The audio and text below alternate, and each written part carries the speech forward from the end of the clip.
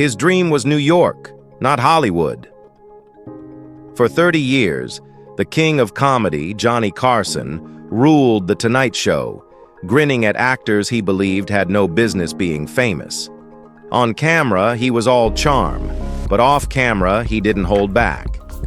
Carson didn't just enjoy performance, he understood it. He'd spent his life studying timing, delivery, and craft. And when someone coasted on good looks or connections, it showed. After the show, he'd sit back with a martini and quietly dismantle what he'd just witnessed. He never raised his voice, because he didn't have to. And now, we're revealing the 6 Hollywood stars Johnny believed were all terrible. Number 6, Tab Hunter. Well, if you're too young to remember Tab Hunter, ask your mother or maybe your father. For a pretty good stretch of the 50s, his square-jawed image was a staple on every teenage girl's bedroom wall. He was like a living postcard from Middle America, blonde, blue-eyed, and clean-cut, the kind of man who looked like he was born wearing a varsity jacket. But behind the pin-up smile, Johnny Carson saw something else totally. To Carson, Hunter was Hollywood's most polished mirage. He had the looks, no doubt. But every time Johnny watched one of his movies, he saw the same thing: blank stares, flat delivery, and a kind of emotional stillness that never changed. He once joked that Hunter acted with his jawline, not his heart or his gut, just whatever side of his face looked best on camera. After one appearance on The Tonight Show, Johnny reportedly leaned back and muttered, "When the lights went on, the brain didn't." And yet, the disconnect fascinated him. Teen girls screamed at the sight of Hunter. Magazines sold out with his face on the cover. Studios built entire productions around him, while critics shredded his acting in review after review. Carson wasn't mean about it. He was just puzzled. He believed Tab Hunter was a product of projection, a blank canvas people filled with their own fantasies. The less Hunter gave emotionally, the easier it was for others to imagine whatever they wanted. But in time, the picture sharpened. Decades later, when Hunter's 2005 memoir revealed he'd spent his prime hiding a secret, that he was gay and terrified of being outed, it added a layer Johnny never got to consider. The stiffness, the cautious energy on screen, and the constant emotional holding back. Maybe it wasn't just bad acting. Maybe it was survival. Carson died before the book came out.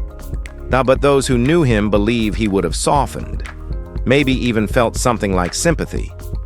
But back in the day, while the cameras rolled and Hunter smiled through another lukewarm performance, Carson saw him as the ultimate Hollywood invention. A man built for stardom, but never quite built for the work. To Johnny, Tab wasn't just a weak actor. He was proof that the spotlight could shine brightest on the most carefully packaged illusions. Number 5. Sonny Tufts. Sonny Tufts was an American star best known for his roles in iconic Hollywood films. But as they say, what looks good on paper doesn't always work on screen. To Johnny, Tufts wasn't just a bad actor. He was the example of how a handsome face could be sold as talent. Carson didn't just mention him once or twice. He brought him up often, sometimes in monologues, and sometimes backstage. And every time he did, it was clear the fascination wasn't personal. It was professional curiosity. How did a man with so little presence become a star? Carson's longtime head writer once said Johnny collected Tufts' performances like people collect disasters. He'd play Sonny's scenes for the writing team, pausing to point out every wooden line reading, every blank expression. And to prove his point, Johnny had a brutal impression of him. He'd square his shoulders, go stone-faced, and deliver a line with all the emotional weight of a grocery list. It always got a laugh. But underneath that laugh was disbelief, not cruelty, just sheer confusion. Tufts had everything the system wanted. He came from a respected Boston family. He went to Yale. He was tall, well-dressed, and clean-cut. And Paramount signed him during the brutal days of World War II, when many of Hollywood's top male stars were overseas. The studios needed new leading men, and Sonny fit the bill. But as far as Carson was concerned, that's where it ended. The acting wasn't there. Even decades later, Johnny would reference Tufts on air. If a joke flopped, he might smirk and say, "That one was written by Sonny." If a guest mentioned bad acting, Carson had a name ready. "We all know Sonny," he once joked. "We just don't know why." To those who knew Carson, it was never just about Tufts. It was about the machine that made him. Hollywood could package anyone, slap a name on a poster, flood the theaters, and call it a career. Johnny respected craft. He respected performers who had something to say and knew how to say it. Tufts, to him, was the opposite. A reminder that the spotlight didn't always land on talent. And as far as Carson was concerned, it never should have landed on Sonny. Number 4. Tony Curtis. There was something almost heroic about how Tony kept a straight face while declaring in a thick Brooklyn accent, "Yes, the castle of my father." Johnny never forgot it. He referenced that line for years. To Carson, it was the single most ridiculous moment of Hollywood miscasting he'd ever seen, and that was saying something. Curtis, born Bernard Schwartz in the Bronx, came into film as a heartthrob with matinee idol looks. But the problem was that Universal kept putting him in roles that had no business being played by a street-tough kid from New York. Arabian princes, Vikings, Knights of the Realm. And through all of it, that accent never budged. Carson wasn't mad about it. And he was amused, baffled, and maybe even a little impressed at how determined the studios were to pretend it didn't matter. What got Johnny wasn't just the sound of the voice, it was the total mismatch between packaging and performance. The illusion never held. But unlike some of the other actors Johnny privately couldn't stand, Tony Curtis didn't stay bad. In fact, what fascinated Carson more than the early disasters was the way Curtis actually got better. He studied the craft. He started picking roles that didn't rely on the costume doing all the work. The defiant ones, sweet smell of success, those weren't just turns in better material. They were the result of effort. Curtis worked for it, and Carson respected that. Because under the teasing, what Johnny really hated was laziness. And he couldn't stomach actors who had every opportunity and refused to grow. Curtis wasn't one of them. He just had a rocky start. That didn't stop Johnny from using those early years as comedic gold. In the Tonight Show writer's room, Curtis was the textbook case for how not to cast a film. Johnny would play the line, then pause it. "This," he'd say, "is what happens when you put cheekbones before dialogue." But the laughter always had a bit of affection behind it. Curtis wasn't delusional. He never claimed those early roles were masterpieces. He even laughed along with Johnny, which made him one of the rare ones. That humility? Carson noticed. It went a long way. By the 1970s, Curtis was no longer a punchline, at least not entirely. He was a guest Carson genuinely liked, as someone who had made peace with the absurdity of his early career and had come out on the other side with something real. Johnny still poked fun. That never changed. But it came from a different place. The kind of place where, if Carson had a list of actors he'd underestimated, Tony Curtis would probably be on that one too. Because unlike most on his terrible actors list, Curtis wasn't there forever. Number 3. Jayne Mansfield. Jayne Mansfield was built for headlines. The platinum hair, the curve-hugging dresses, the breathy voice. She knew exactly how to fill a camera frame. But to Johnny Carson, it wasn't the glamour that stood out. It was the absence of anything behind it. He never embarrassed her on air, never let his personal opinion bleed into the show. He laughed politely, complimented her look, and asked the questions she wanted. But when the cameras went off, his impression shifted fast. "She's a human publicity stunt," Carson once told his writing staff after an especially hollow interview. "There's no there." That line stuck. For years, it became the shorthand backstage whenever a guest showed up with nothing but their image. What bothered Carson most wasn't that Mansfield lacked depth. It was that she didn't seem to care. Marilyn Monroe, whom studios tried to replicate in Mansfield's image, took acting seriously. She worked with coaches. She struggled, but she tried. Carson respected that. Jane, on the other hand, seemed perfectly content to coast on what she was born with. She had the look, the body, and the voice. And she never went further. Johnny saw it as a complete waste of opportunity. He'd watch her dodge meaningful questions with pre-cooked stories, laughing flirtatiously when asked anything remotely serious. And when the act ran dry, she'd lean into confusion or play up the ditziness. Carson called it her emergency exit. To him, it wasn't clever. It was empty. He once said to Ed McMahon, "She showed up. That was the performance." What made it worse in Johnny's eyes was the fact that Mansfield was not unintelligent. He saw the sharpness behind her eyes. She knew what she was doing. That was the real frustration. She had the capacity to do more, but no interest in developing real skill. "She's smart enough to know better," Carson once muttered to a producer. "That makes it worse. The bad actors are at least trying. She's not even trying."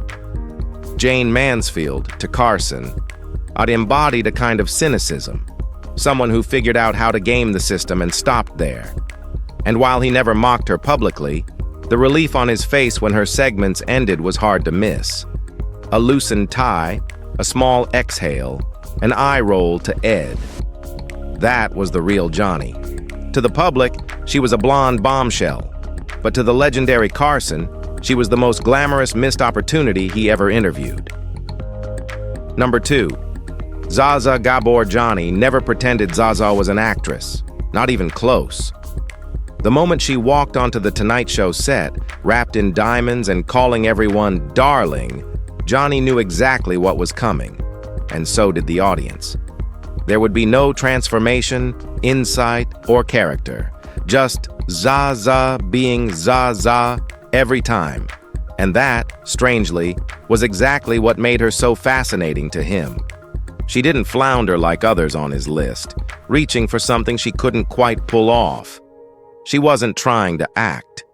She'd made a career out of skipping that part entirely. And Johnny, as much as he shook his head at the spectacle, had to admit, she knew what she was doing.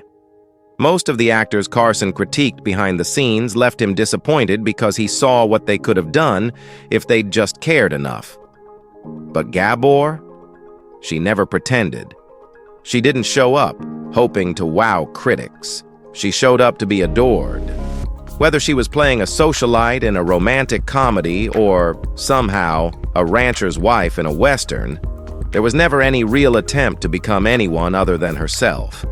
She brought the same delivery, the same accent, the same self-aware sparkle every single time. Johnny joked privately that she was the only performer who turned not acting into a brand, and he wasn't wrong. After nearly every appearance, Carson would lean back and chuckle to Ed McMahon. "At least she's consistent." It wasn't mean-spirited. It was bewildered respect. He watched stars with more raw skill flounder because they didn't understand who they were. Zsa Zsa had zero identity crisis. She'd decided long ago that being Zsa Zsa was more profitable than being anybody else, and she leaned into it so hard that it became genius in its own strange way. And if someone tried to criticize her for it, she'd out-charm them before they got the second sentence out. Carson understood that her presence was more valuable than her performances. She made great television, and Johnny always cared more about honesty than pretense. And the only people he truly couldn't stand were the ones who faked depth they didn't have. Gabor never faked anything. She played herself in costume and collected the check with a wink. That level of awareness? Johnny found it oddly admirable. She was, in his words, an icon of unapologetic self-invention. She might not have been an actress, but in her own way, she was a master of performance. Number 1, Mamie Van Doren.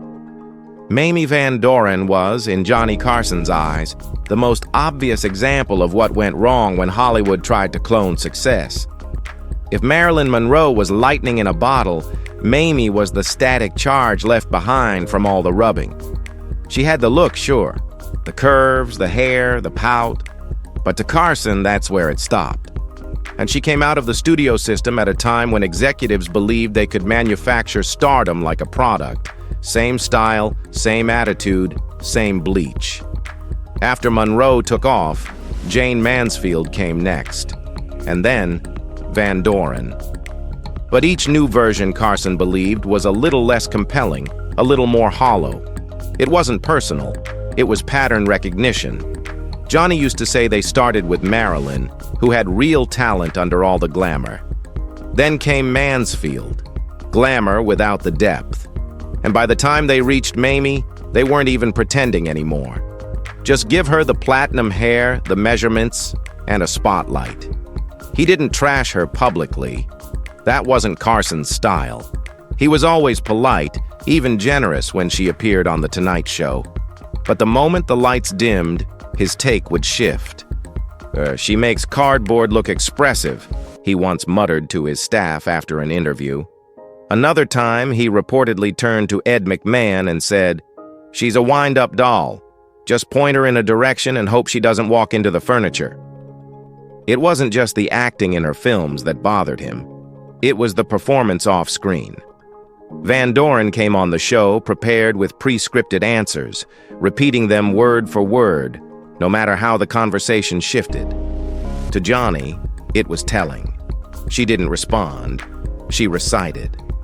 The spark of real engagement, the improvisational energy that made guests come alive on his show, was nowhere to be found. Carson's issue wasn't with Mamie herself, but with the system that pushed her forward.